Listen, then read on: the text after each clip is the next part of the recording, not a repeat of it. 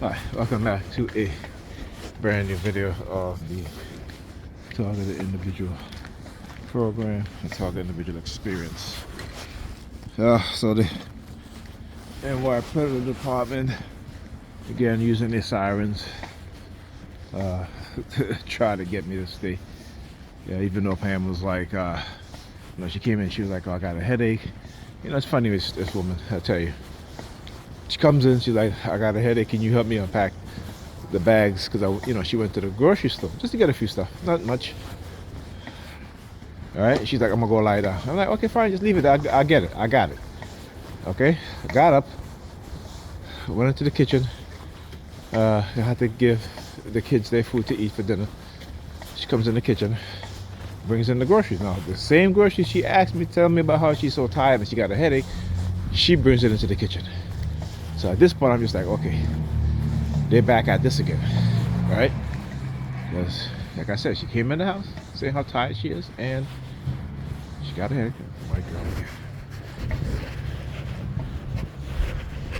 Using white women. Yesterday, they used a lot of white men. Today, white women. I ain't call them out on it, but like I said, when I leave this late, and this one only person on the block is one white woman, yeah, like I said, I know their patterns, I know their schemes. So anyway, as I was saying, so she asked me to put away the groceries, and I'm like, okay. I told you, yeah. I said, okay, go lay down. But that's not what they want. They wanted to see if I would get agitated and annoyed by her, because again, she wants to start an argument so that way she can be like, "Oh, I think it's better you go home." What have you? And listen, I wasn't planning on staying. Okay, I had asked her before I left, "You want me to stay?" Because you think I should go to some Saturday school in the morning, okay? And I know she's not going to get up to get him going to school, right? So I know that. And she's like, "No, what have you," because she's asleep and what have you. Kids are up. I was going to help Alyssa with her math homework, but she said her mother's going to help her. Now I know that's not the case, because I had asked her to help her do her homework last night before I left, because I didn't want to leave too late, and she never did. She's like, "Oh, I'm gonna help her in the morning." What happened this morning? Kids got to school late. All week now they've been getting to school at a decent time. My son early, getting to school early. My daughter finally getting to school on time, by me taking her there. And today, what happened? Apparently my daughter woke up in the middle of the night, was up for a couple of hours, and then my son woke up and actually, no, he slept through the whole night, but he still couldn't get out the house. Right? So I was like, okay, I'm like, look, at least for 4 days, they got to school on time. Even though they came home, they were still tired. And I keep asking her, stop doing their hair late at night, but she chooses not to listen. So what I'm saying? So at least she got her reading a homework done, because I helped her with that, and that was completed. So as I'm so anyway, come back on my sense. I'm in the kitchen now, getting the kids food, and then I saw her coming in with the groceries. I'm like, "I told you I got it. I got it." Oh, she's like, "Oh, they got ice cream." I said, "The ice cream is not going to melt by the time I go get it. I'm just giving the kids their food, and then I put it away." Right? So then she called, "Oh, look, NYPD, New York Predator Department. See, they're showing themselves a lot today. Yeah, showing themselves a lot today, let me tell you." All right? They certainly are. Anyway, so I said, "I told you I got it. What are you doing?" And as I'm putting the kids' food, she's like coming towards me. I'm like, "What happened? What happened?" "I want to eat." And I'm like, "Well, can you wait until I put the kids' food out and take it to them? Then you can have the kitchen by yourself, because right now, I just need you to go." You know what I'm saying? So she turns around, she goes back into her room, I could tell she, she talks. Like I said, they do that to try to annoy me. You know, but I wasn't letting that happen. I said, listen, Pamela, let me finish, and then just go later, go. I'll call you when I'm done. And which I did. And I called her like twice, and she never came. So obviously she was not that hungry. But anyhow, because they just, like I said, I know when they start using her, when they start microwaving us in the home, what it is that they do. So that was that. She went into her bed, went to sleep. This was around 8:30. Okay. All right. So right now I left the kids. Ethan, he is doing his homework assignment. Okay. Hopefully he'll get that done tonight, which I doubt, because as soon as I leave, I know he's gonna go on his computer.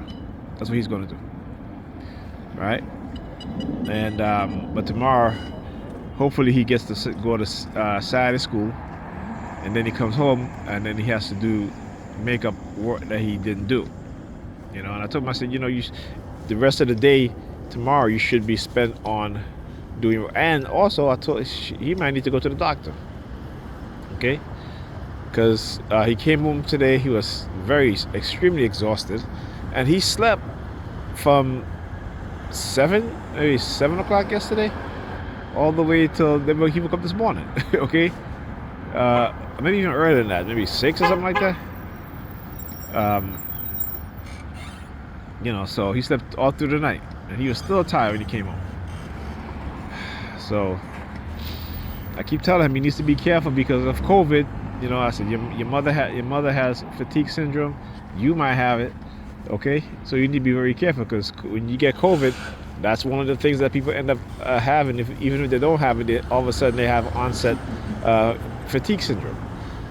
So I keep telling him, I said, I need you to always be aware of your illness, your eczema.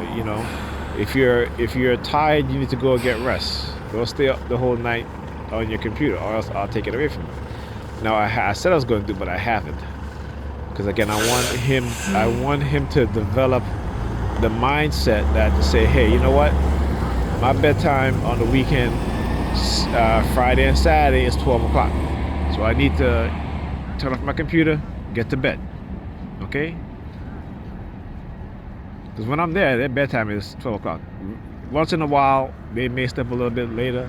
Sometimes when I'm being targeted so much, I kind of lose track of the time. And they're having their time, they're fun, they might stay up later than that, but other than that, 12 o'clock. And you see what she just did? So earlier today, with the cops, flashing their phone as I was walking across the street to get the bus, she comes and what she does, she's walking, turns her phone on as she got close to me, so I can see the screen, and then she has a big smile on her face. I tell you, look at her, look. Yeah, the perps, man. They tell you they enjoy that shit. I'm gonna have to do a breakdown on the psychological mindset of the religious fanatics and what they will do, and how they will engage in such tactics, and because they're so indoctrinated, so brainwashed, that they actually find pleasure in this stuff. Okay, but it's no surprise, because when you study the history of Christianity and what the Catholic Church had done for over 1,000 years, having Europe in darkness, basically using all sort of brutal measure in order to convert Europeans into Catholicism. Okay, they didn't come preaching love. They came, they murdered, they assault, they maim, they torture, they beheaded, right? Those who would not convert.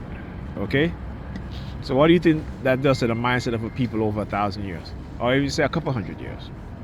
Okay, this is how religion is introduced to people. Oh, got the snowplow. They got the snowplow. It ain't no snow. It ain't snowing. It ain't snowing for you to be out here. Anyhow, yeah, they literally study the history of religion and how it is spread and how people adopted religion. You'll see that it wasn't on the the banner of love. It was under the banner of war. Again, brutal assaults, murder, maiming, beheading, poisoning, all sorts of stuff, man. So when people come and talk about religion is love, I know better. Religion don't teach you love, okay? Because most people don't even know what love is, right? The love that when they say, let me put it like this: when you have children is when you exhibit true love. Okay, when you love somebody unconditionally is when you exhibit true. I shouldn't say unconditionally, because you love somebody on the most condition, that's true love. Because you shouldn't love somebody who mistreats you all the time, all right? Who disrespect you all the time. Okay?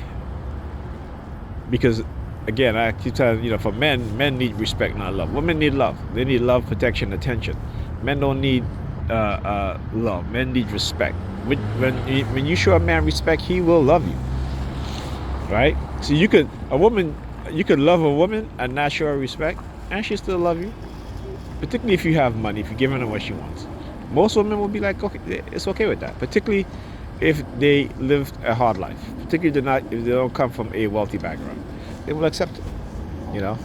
I'm telling you. Anyhow, I'll talk to you guys in a minute.